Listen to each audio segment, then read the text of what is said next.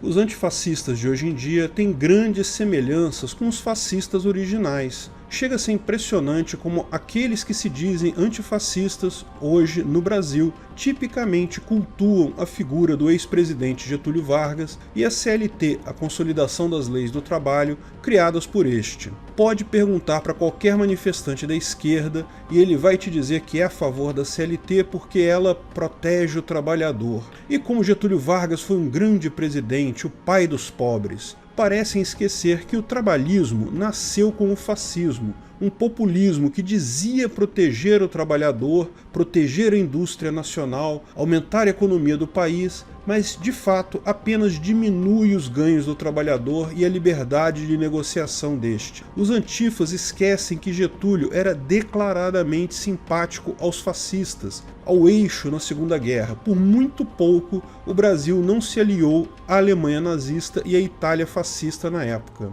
Getúlio Vargas foi o pior tipo de ditador. Populista, autoritário, racista, defensor de um Estado paternalista e controlador na economia, exatamente o mesmo ideário fascista de Mussolini, de quem copiou descaradamente a Carta del Lavoro, criando a CLT. Como ainda pode ter gente que defende hoje esse monstro que foi um dos maiores culpados por nossa sociedade ter tão pouca riqueza e liberdade hoje em dia? Antes de continuarmos o vídeo, aproveite para curtir e se inscrever na página. Clique no sininho para ser avisado de novos vídeos. Quem foi Getúlio Vargas? Texto de Rodolfo Andrello.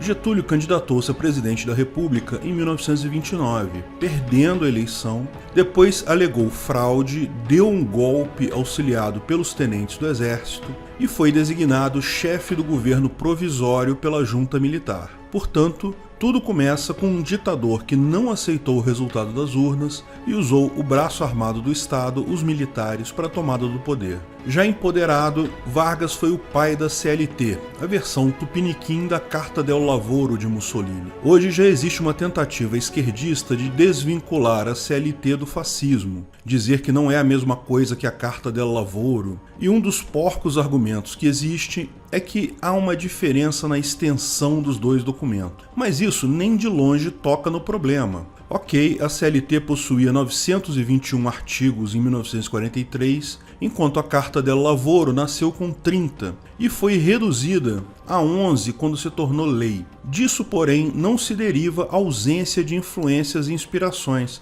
mas tão somente constata-se que o Brasil foi fustigado com uma versão piorada do documento fascista. Enquanto a Carta italiana não era mais que um ovo de Leviatã, a Estrovenga brasileira já nasceu como uma hidra de várias cabeças. E o fascismo de Vargas se fez sentir desde o seu discurso no dia do golpe, onde ficou famosa uma de suas frases: "É a necessidade que faz a lei. Tanto mais complexa se torna a vida no momento que passa, tanto maior há de ser a intervenção do Estado no domínio da atividade privada." A partir desse momento, a ideologia que pairava sobre o Brasil é de que nada deveria ser feito fora do Estado, tudo dentro do Estado. Era o lema que perdura e vigora até hoje. As semelhanças com o fascismo e o nazismo não são acidentais. O governo Vargas manteve quase durante toda a década de 1930 relações de amizade e cordialidade com o Terceiro Reich. Em um documento de 1936, um representante do Terceiro Reich referiu-se às relações Brasil-Alemanha como satisfatórias, apesar da ameaça judaico-comunista. Membros do governo brasileiro tinham relações cordiais com o Partido Nazista no país. Em 1937, o governador do Rio Grande do Sul, Flores da Cunha, compareceu a uma festividade nazista em Porto Alegre e disse que os alemães eram um componente racial muito valoroso do povo brasileiro. O Brasil de Vargas e a Alemanha de Hitler mantiveram acordos políticos com foco na caça a comunistas e troca de informações entre as polícias secretas de ambos os países, incluindo-se a expulsão de alguns judeus comunistas, como ocorreu com Olga Benário. Ela foi mandada para a Alemanha em um navio de carga, mesmo estando grávida de um brasileiro. Na época, um grupo chamado União Feminina do Brasil chegou a enviar uma carta para a mulher de Getúlio tentando sensibilizá-la para o fato de que o regime estava mandando uma mulher grávida para a Alemanha, mas sem obter nenhum resultado. Ela morreu torturada em um campo de concentração. Histórias como essa de um ditador fascista deportando uma militante comunista para ser morta por Hitler deveria causar, no mínimo, algum desconforto na militância esquerdista, na verdade, em qualquer pessoa. Mas como a esquerda em geral não se norteiam por uma ética objetiva, contradições como essa fazem parte do pacote. Adicionalmente, estão documentadas várias correspondências entre Brasil, Alemanha e Itália naquele período. Mussolini chegou a mandar um telegrama em italiano parabenizando Vargas pelo aniversário de 10 anos de governo. Não se tratavam de semelhanças pontuais, mas de alinhamento ideológico explícito. A Constituição de 1934, que foi imposta por Getúlio, constava o seguinte: artigo 138, incumbe à União, aos estados e aos municípios, nos termos das respectivas leis, a linha B, estimular a educação eugênica. Não surpreendentemente, durante os primeiros anos de Vargas no Brasil, chegou a haver um movimento eugenista bastante organizado, época em que era publicado o famigerado Boletim da Eugenia, que era distribuído aqui em Banânia até 1933. Já no campo econômico, que é onde o ditador possui mais admiradores, até pela perspectiva keynesiana é difícil sustentar elogios a essa figura.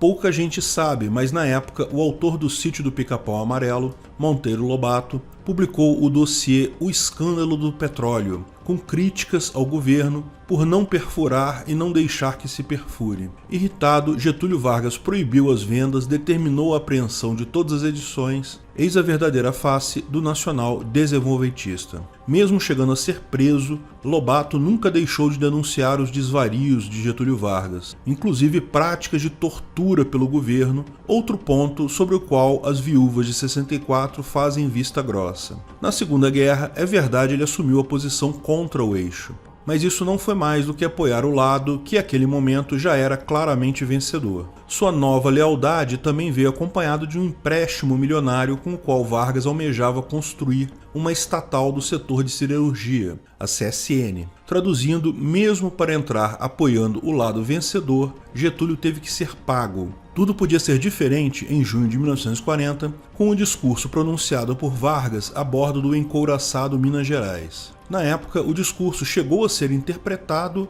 como uma adesão do país aos países do eixo. Felizmente, porém, o amor de Getúlio por dólares se revelou maior que seu amor por Hitler. Enfim, esses não são mais do que breves apontamentos para conferir o quão nefasta é a figura de Getúlio Vargas, o quão digno de repúdio são os projetos que nele se inspiram. Concluímos atestando que o único ato legítimo praticado por Vargas foi o ato em que, com um revólver, em seu próprio quarto, ele livrou o mundo de um fascista. Aplausos por essa façanha.